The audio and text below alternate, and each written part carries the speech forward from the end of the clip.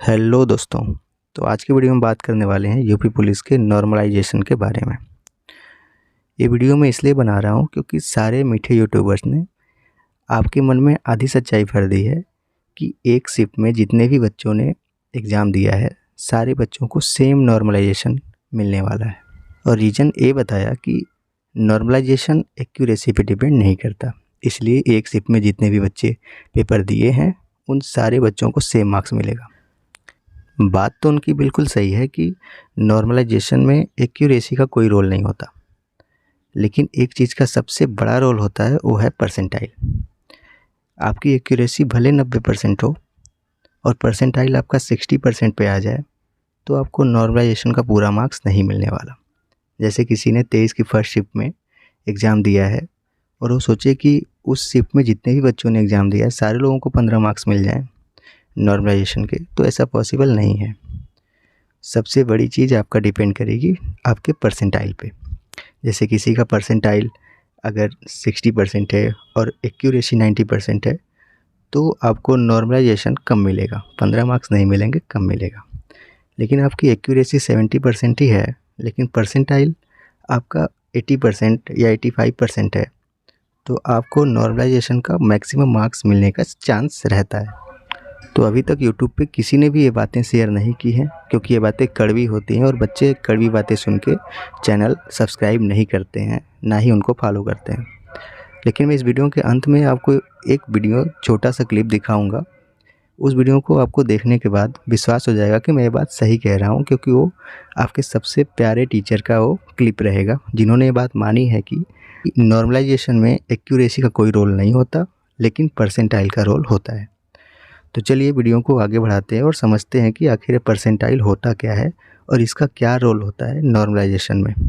Video को अंत तक ज़रूर देखिएगा, तभी आप इस फैक्ट को अच्छी तरह से समझ पाएंगे कि परसेंटाइल होता क्या है और इसका क्या रोल होता है नॉर्मलाइजेशन में। तो चलिए वीडियो को शुरू करते हैं। तो चलिए जान लेते हैं एक्यूरेसी और परसेंटाइल होता क्या है। पहले इन दोनों फैक्टर को हम लोग समझ लेंगे तभी समझ पाएंगे कि नॉर्मलाइजेशन में इन दोनों का क्या रोल होता है। तो एक्यूरेसी निकालने का फॉर्मूला होता है सही आंसर बटे कुल प्रश्न इंटू 100। ये कर लेंगे तो आपकी एक्यूरेसी निकल के सामने आ जाएगी और आपको पता चल जाएगा कि एक्यूरेसी आपका कितना है।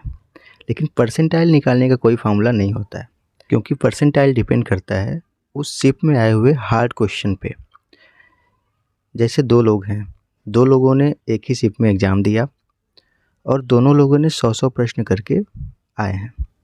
एक ने 100 प्रश्न वैसे वाले किए जिसमें कॉमन क्वेश्चन थे, जैसे जो सारे लोग क्वेश्चन लगभग अटेम्प्ट कर ले रहे हैं वैसे वाले क्वेश्चन इन्होंने 100 क्वेश्चन अटेम्प्ट किया। और एक ने जो 100 क्वेश्चन अटेम्प्ट किया उसमें से मान लीजिए 95 प्रश्न जो थे वो नॉर्मल वाले किए जो सारे लोग अटेम्प्ट कर ले रहे हैं, लेकिन 5 क्वेश्चन सबसे हार्ड वाले अटेम्प्ट कर लिए, जो 5 क्वेश्चन जिसको कि सॉल्व करना नॉर्मल बच्चों के बस की बात नहीं थी।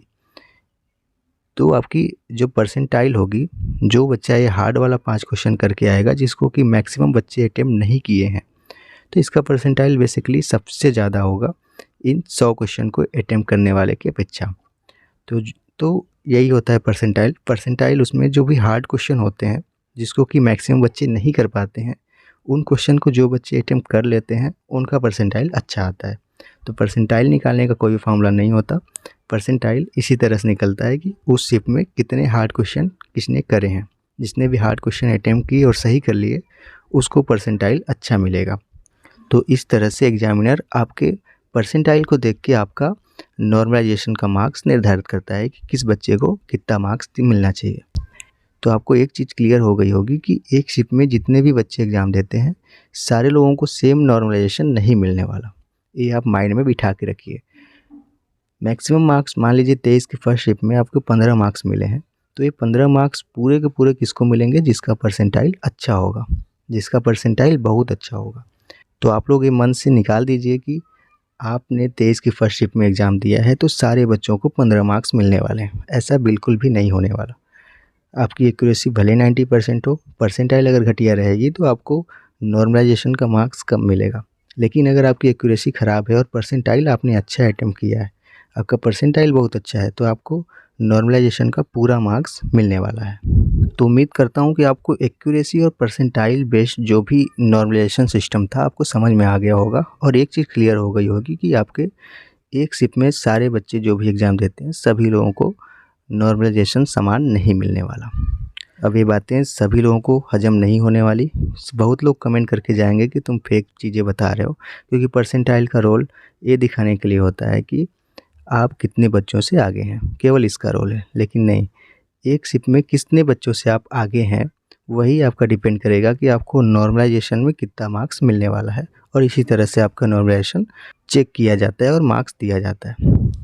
नॉर्मलाइजेशन में सर हम बहुत ज्यादा टच करके आए तो हमारा स्कोर कम हो जाता है क्या? बच्चों, नेगेटिव मार्किंग नहीं है। तो आप एक बात ध्यान रख लो, चाहे आप 160 टच करो, 160 में से अगर आपने 100 क्वेश्चन सही किए हैं और एक बच्चे ने 130 में से 100 क्वेश्चन सही कर दिए, क्या ये वाला ज्यादा बढ़िया रहेगा? नहीं नहीं, ऐसा कुछ नहीं है बच्चों। मैं नॉर्मलाइजेशन की अंदर की बात बता रहा हूं, एक गवर्नमेंट सर्वेंट होने के नाते आपको एक अंदर की बात बता रहा हूं बच्चों कि नॉर्मलाइजेशन क्या होता है। नॉर्मलाइजेशन वो होता है कि जिस बच्चे ने, मान के चलिएगा एक ऐसा प्रश्न आया, अब देखिए दो सेम बच्चे हैं एक ही पेपर में, ये भी 100 करके आया, ये भी 100 करके आया, सेम पेपर में, लेकिन इसके मार्क्स ज्यादा है, इसके कम है। ऐसा क्यों? तो बच्चे सोचते हैं ये ज्यादा टच करके आया हुआ इसलिए इसके कम है। नहीं, बराबर भी टच करके आए हो तब भी इसके ज्यादा आ जाते हैं, तब भी इसके ज्यादा आ जाता है। अगर टच भी बराबर किए तो वो क्या कारण है? वो ये कारण है कि इसने हो सकता है उन प्रश्नों का जवाब दिया हो जिनका जवाब किसी के पास ना हो, या जिनका जवाब बहुत कम बच्चों ने दिया हो, और इसने सिर्फ वो प्रश्न किए हैं जो लगभग सबके सही होते हैं। मतलब नॉर्मल क्वेश्चंस का जवाब दिया है। इसने कुछ ऐसे क्वेश्चन कर दिए जिसको हल कर पाना औरों के लिए मुश्किल काम था, तो नॉर्मलाइजेशन में ये ऊपर जाएगा। ठीक है, ये होता है नॉर्मलाइजेशन। कभी आप सोचो कि ज्यादा टच करेंगे तो ज्यादा नुकसान होगा, ऐसा कुछ नहीं होता बच्चों।